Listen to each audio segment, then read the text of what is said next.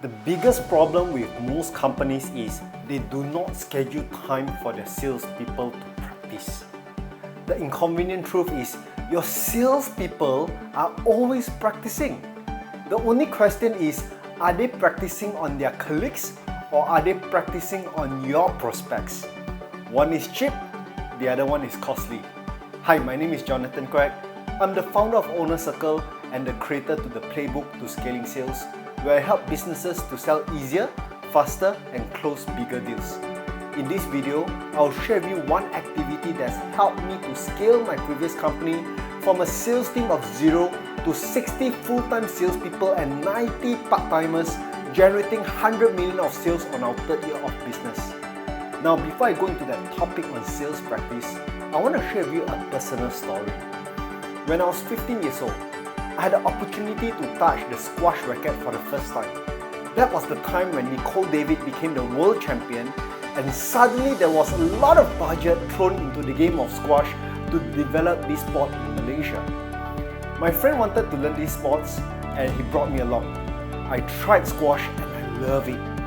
As squash was relatively new in my state of Johor, there was a lot of opportunities for a newcomer like me.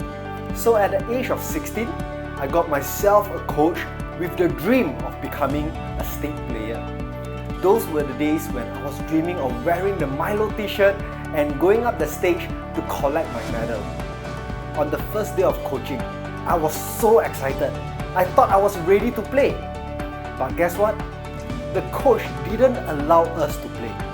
Instead, he worked on our grip, the way we hold our racket.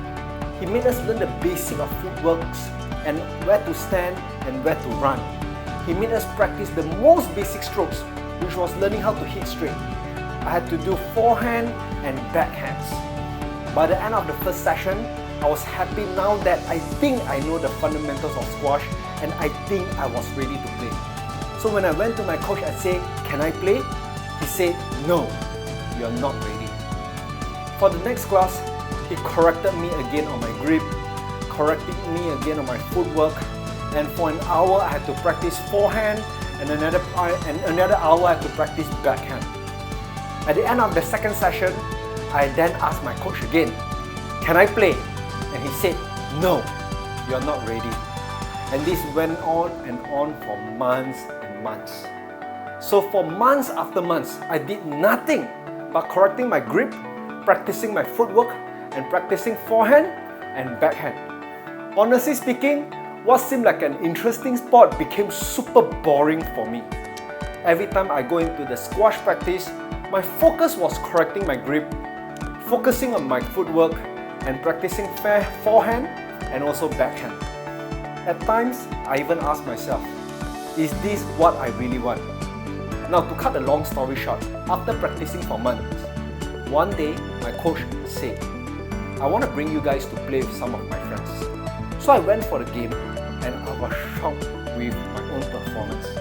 In the past, my game will usually last after 2 or 3 balls because it's either the opponent can't hit or I can't retrieve the ball. Since I was training my basics for months, now my game lasts longer and it became much more enjoyable. I realized that the months of practice has helped me build the foundation that I really needed to be good at this game. Why am I sharing with you this story today? Because if you're running a business, you need to manage your sales team like managing a group of athletes. Remember this, every day they are practicing. The only question is, are they practicing their sales skills with their colleagues or are they practicing it on your clients? Whenever I meet a business owner who asks me for help to scale their sales, the first question I will always ask the business leaders and sales leaders is this: how often do you schedule your salespeople to practice?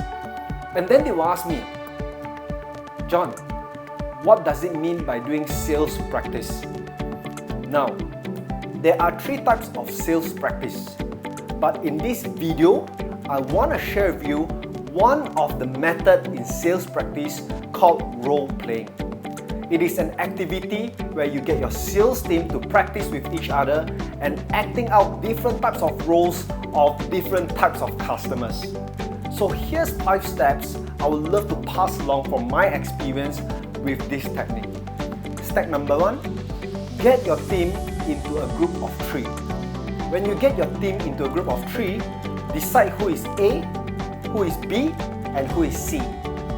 A will be the salesperson, B will play the role of a prospect, and C will play the role of an observer. Then step number 2, give every session a subject. The subject can include greeting a prospect, building rapport with clients, fact-finding what client wants, product demo, product presentation, objection handling, closing the sale, handling complaints, or asking for referrals. There's so many things to practice. At the end of every session, let your team take turn to become the sales, the prospect, and also the observer.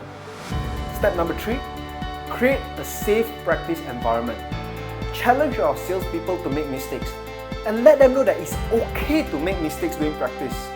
As your salespeople develop greater level of competence and confidence, get the prospect to raise the challenge level to be at least somewhat a demanding or resistant prospect. You're going to meet such prospects anyway. Will you prefer to meet them in practice or will you prefer to meet them in real person? Then you go to step number 4, feedback. There's 2 types of comments from the observers. At the end of every session, ask the observers these 2 questions. What did the salesperson do well?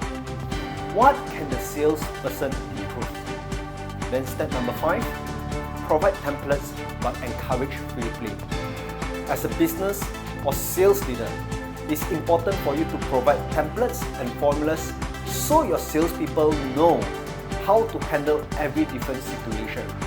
At the same time, encourage that salesperson to use their imaginations and their instincts to respond to the different situations that confront them. At the end of the day, always remember, the more you sweat in practice, the less you will bleed more. This phrase also applies to salespeople. For many salespeople, standing up in front of their teammates and getting comments on their performance can be hurtful. But remember this, through pain comes learning. Also do remember that experienced salespeople needs practice too. Isn't that what sets mediocre athletes from world-class superstars? Training should continue throughout a salesperson's career. And a superstar never stops practicing. I hope this short video has given you the insights on how to build an unstoppable sales force. If you're interested to know more about the strategies, systems, and scripts to scale your sales, do remember to hit the like button and subscribe to my channel, as I will be sharing with you more strategies to businesses and sales teams to sell easier, faster, and closing more deals. Till then, this is Jonathan Quek, and I look forward to see you in the next video.